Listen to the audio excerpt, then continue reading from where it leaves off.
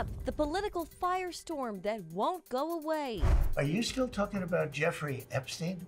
This guy's been talked about for years. Why opponents and supporters of President Trump are unhappy with the Justice Department's probe into convicted sex offender Jeffrey Epstein. What, if anything, is the Trump administration and the Department of Justice hiding? The latest on the backlash and the potential political fallout for the White House. And we head to Capitol Hill as lawmakers examine anti-Semitism on college campuses. What the leaders of major American universities say about their efforts to stamp out hate. Plus, inflation spike, a look at the rise in numbers and the impact on your wallets. All this and more tonight on Faith Nation.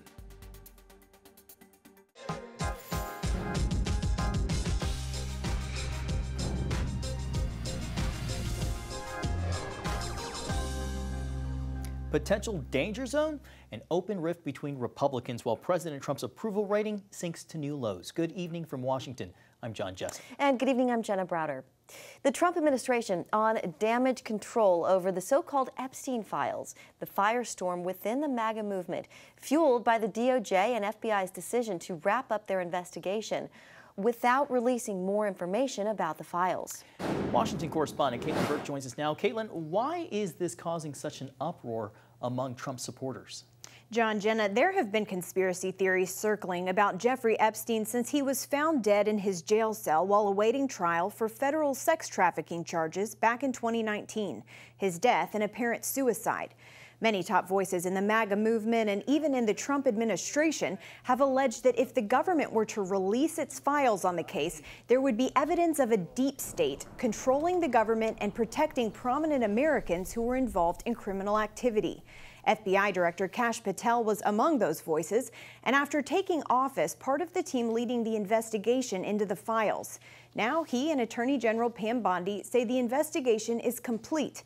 There are no incriminating client lists. Epstein's death was in fact a suicide, and no additional records or details will be released. With the investigation coming to a close, President Trump urging his supporters to move on and backing Bondi's discretion in terms of whether or not anything more should be released. She's given us just a very quick briefing, and in terms of the credibility of the different things that they've seen. And I would say that, you know, these files were made up by Comey, they were made up by Obama. She's handled it very well, and it's going to be up to her. Whatever she thinks is credible, she should release. Still, top supporters say the administration botched the handling of this case, that more information must be released, and that Attorney General Bondi should resign. The fact that the U.S. government, the one that I voted for, refused to take my question seriously and instead said, case closed, shut up, conspiracy theorist, was too much for me. And I don't think the rest of us should be satisfied with that. This is a self-inflicted wound. She caused it. Again, I have nothing against Pam Bondi, but if you want to look for the villain in this story, we have found her. Democrats now also questioning the Trump administration's handling of the case. Congressman Ro Khanna calling for a full House vote demanding the release of the Epstein files. Republicans blocked that effort. John, Jenna. And here now for more, CBN News Chief Political Analyst David Brody. David, always great to see you. So I wouldn't quite call it a MAGA meltdown, but definitely a disruption in the force. President Trump told his supporters to move on. Are they listening? Here's the answer, John, and it's a quick answer, so be ready for it. No. How's that? Absolutely not. So there's a lot to sift through, but why don't we just kind of make it basic here and just start with the T word, which is transparency. See, here's the problem that MAGA has, and there's quite a few they have with the Epstein issue. But the main issue is the transparency problem here, because this Trump administration, according to MAGA, is the most transparent administration on pretty much every issue out there, except for this one. what gives? What in the world? How in the world could this be the one out of all of the issues that you're not going to be transparent on? And so that gets into the morality issue. See, what a lot of people miss in the media is that for MAGA, the Epstein saga, if you will, has never been about Epstein. You know, I know a lot of people get distracted about, did he kill himself, all that type of stuff. Forget all that. Put that to the side. What MAGA is really concerned about is justice for anyone and anyone out there that has been potentially a victim of sexual trafficking, sexual assault, any of that.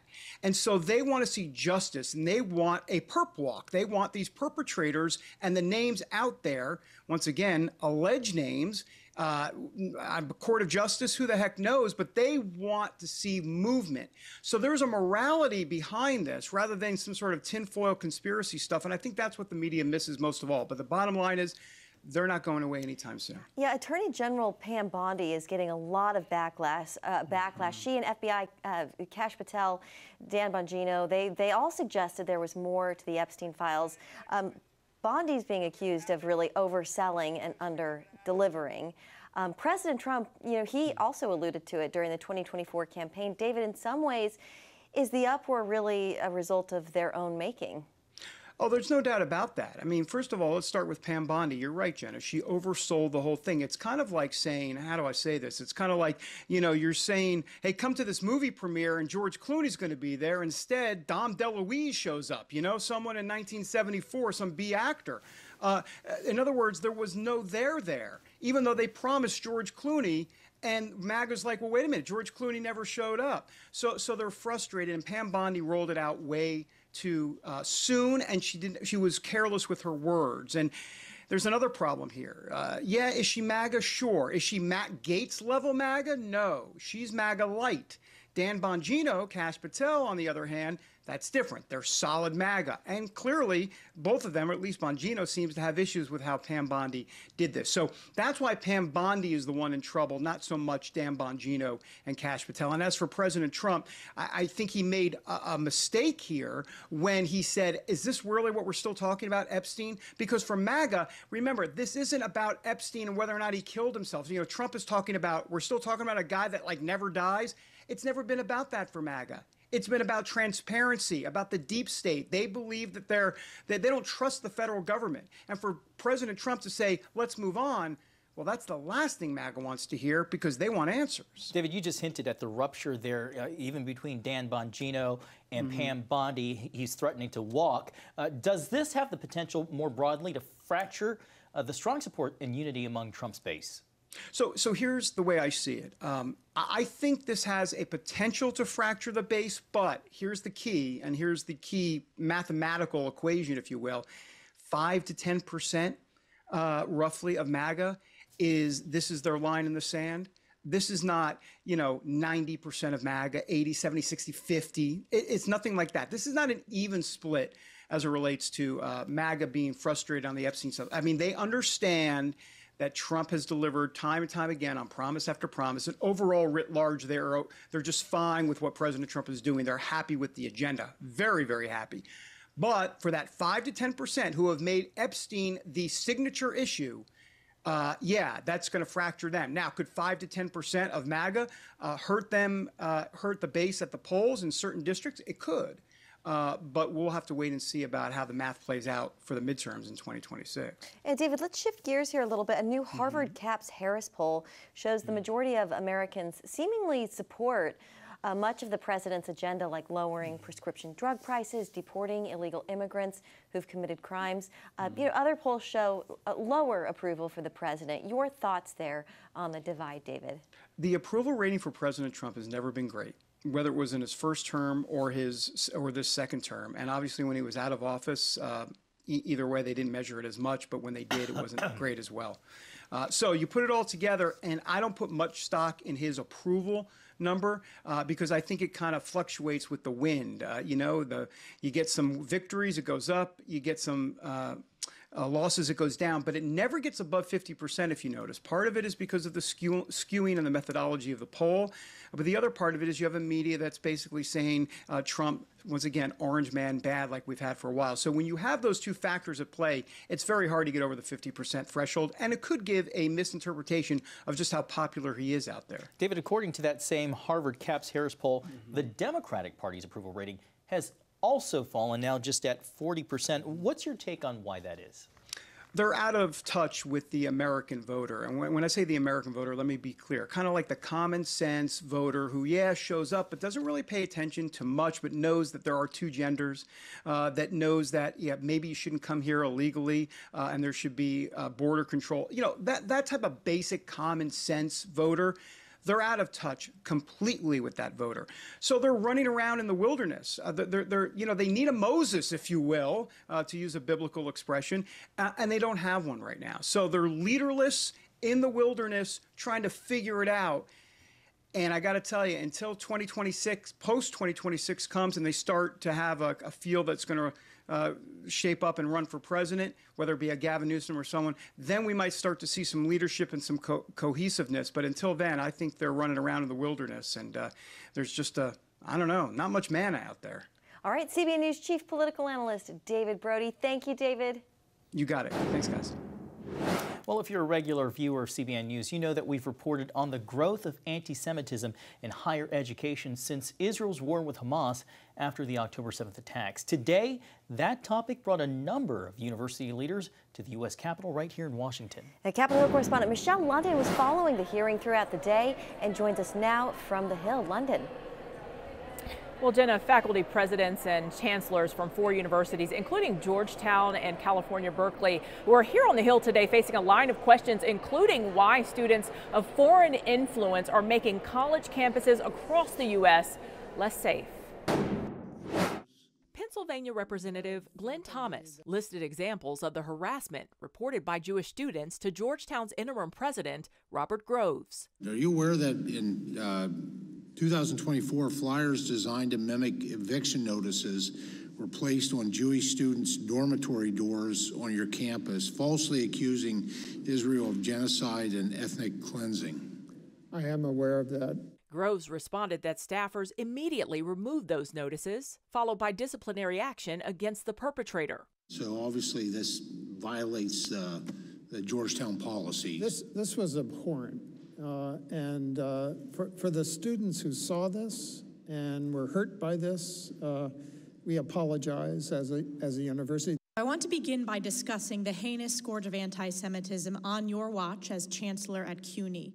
New York Rep. Elise Stefanik wanted to know what caused delays in punishment after the posting of swastikas outside a main campus building at City University of New York. Instead, this was the response for everyone to see. Apologies, but it is not that simple. Is that the position of CUNY? Since the October 7th Hamas invasion of Israel and ongoing war in Gaza, the Committee on Education and Workforce has tried to get a handle on growing cases of anti-Semitic violence on college campuses nationwide. Republican committee members Tuesday blamed 3 main factors: faculty unions, Middle East study centers, and campus groups like Students for Justice in Palestine.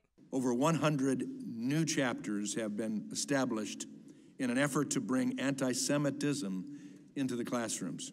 The violence, fear, and alienation felt by Jewish students is at its core a result of administrators and their staff lacking the moral clarity to condemn and punish anti-Semitism that is creating a hostile environment for Jewish students on America's campuses. And also today we learned that Georgetown professor Jonathan Brown, who had posted on X for Iran to conduct a symbolic strike on an American military base, is on leave and no longer chair of the school's Department of Arabic and Islamic Studies. Lawmakers are also calling for greater transparency into foreign funding when it comes to higher education. John. CBN Capitol Hill correspondent Michelle London. Thank you, Michelle. Still ahead, inflation on the rise. The latest in economic news right after this. Welcome back. U.S. inflation is on the rise. New data today from the Bureau of Labor Statistics shows June's consumer prices were up 2.7% compared to a year ago and up 0.3% from May's numbers. Core inflation, which doesn't factor in volatile prices like food and energy costs, also rose up 0.2% from May. Well, joining us now is Dr. Andrew Root, an assistant professor at Regent University School of Business there in Virginia Beach. Andrew, welcome to you. So first off, what do you make of this latest CPI report that's showing an uptick in inflation? And do you think it makes it harder to take any talk of recession off the table? I think that it was in line with what economists were expecting, but it begins to reflect some of the tariff moves and some of the recent move back up in prices for things like coffee. I think there's always some concern about recession, but I don't think the likelihood is very high at the moment. So you kind of alluded to it. Some economists are really attributing the uptick to President Trump's tariffs. How much do you agree with that? You kind of mentioned it a little bit.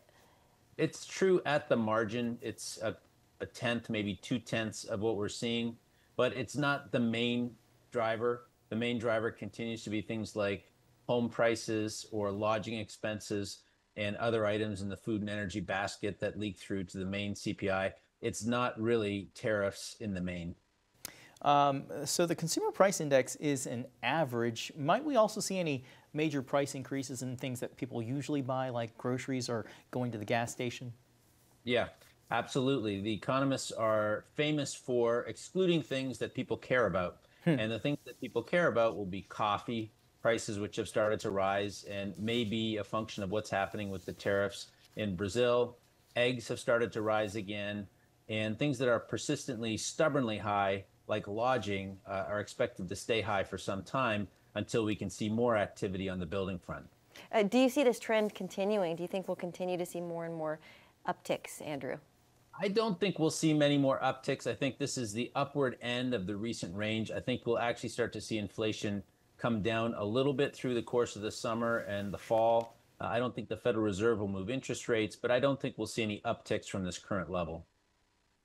Let's talk about the Fed. Does today's report make it harder for the Fed to cut rates now, and could that hurt the housing industry and other things like car loans? Yeah, it's very likely the Fed stays where it is and stands pat that it will not cut rates at its next couple of meetings. I don't think the Fed's view changes at all from the report today. I think what it does is give the Fed more confidence that it's in the right position.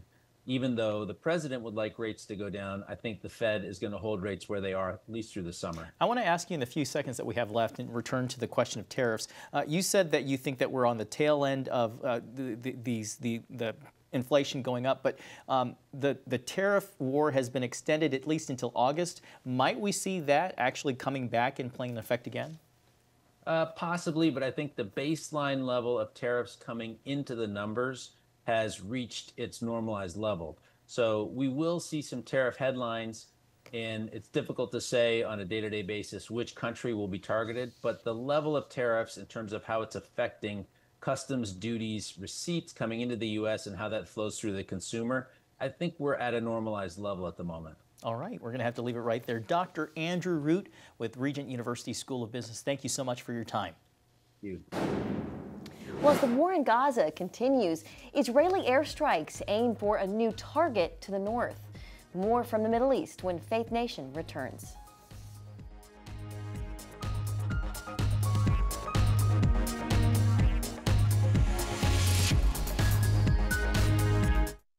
Well, some sad news to report tonight. The Christian community is mourning the passing of pastor and Bible teacher John MacArthur, who died last night at the age of 86.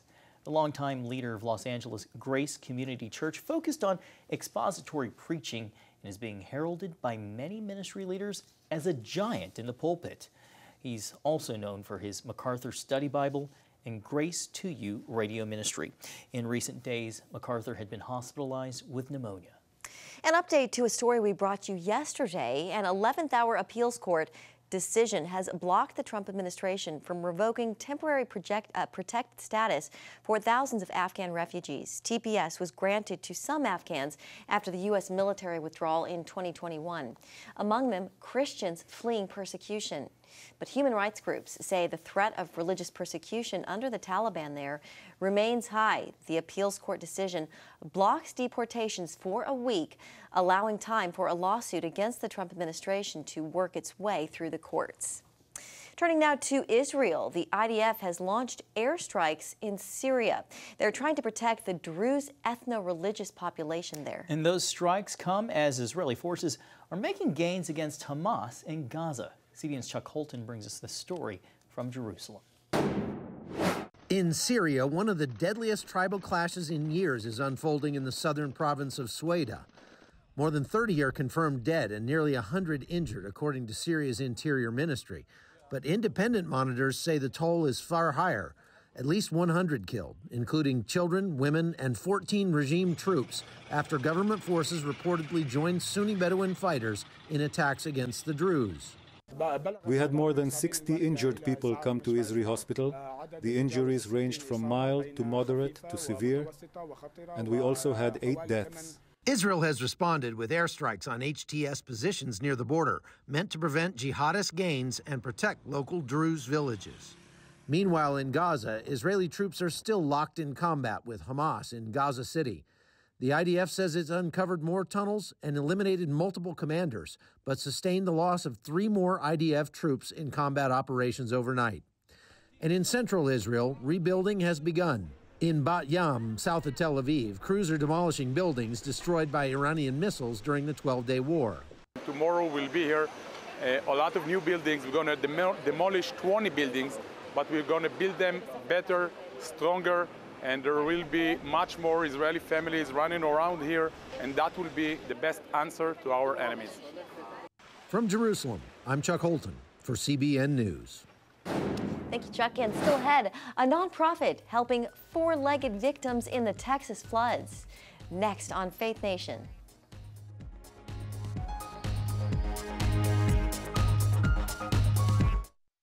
Download the CBN News app. One place for all of your news. Breaking news alerts. Watch CBN News Channel live. CBN News, because truth matters. Get the CBN News app today. Finally tonight, a nonprofit in Central Texas is on a mission to help families devastated by flash floods. Yeah, specifically reuniting them with their lost pets. Kerrville Pets Alive is a hub for pet resources and recovery in Kerr County.